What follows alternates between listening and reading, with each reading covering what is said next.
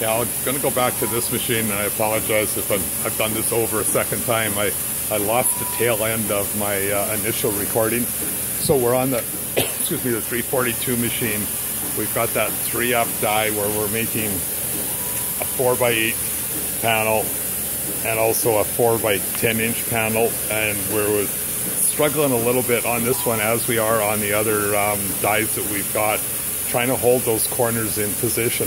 If the plate is up, trying to figure out a way to have enough suction to hold these corners in position, and then just put the panels on top, let it go into the machine, and then have the head come down, and then push this plate down, and then have the corners roll up and around the panel material and have it folded.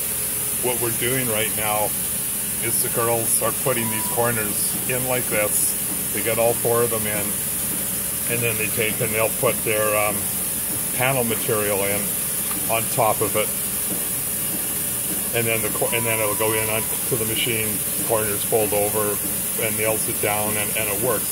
This is very time consuming. It works, but it's time consuming. Does a good job. And just wondering if you had talked about the possibility of drilling a hole. I thought you had figured maybe down in the corner.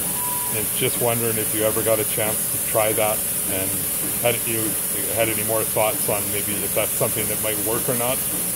And if it was, and you saw it on your end, I could, quite easily take these plates and pop some holes in them and see if we might be able to make it work on this end.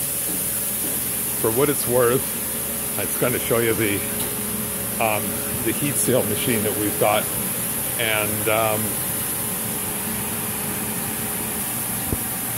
so what we've done on this machine is we've taken a big aluminum plate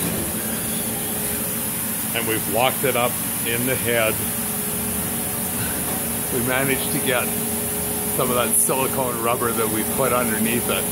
And the nice thing about this head is that it's got the bolts on the top, so we have the ability to control the depth that the head is going to come down onto what we're doing. And the rubber,